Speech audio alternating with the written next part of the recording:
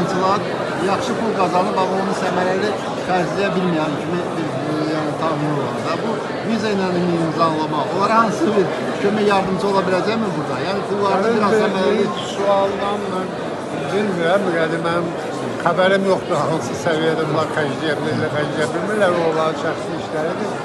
Amma viza onların heç olmasa xaricdə yarışlar zamanı, olimpiya oyunlarında və yaxud da çempionatlarda onların kartlarının düzgün işləməsinə vəsaitlərinin düzgün istiqamətə yönəlməsinə yardımcı olacaq. Sonra hansı məsləhəti verərsiniz? Pulları bankda qoymaq yoxsa harası xərcləmək? Olimpiyada medal qazanmaq. Bilirsiniz, pulları banka da qoymaq olar, corabı içində də qoymaq olar. Kim hansına üstünlüğü verir, onun şəxsi işidir.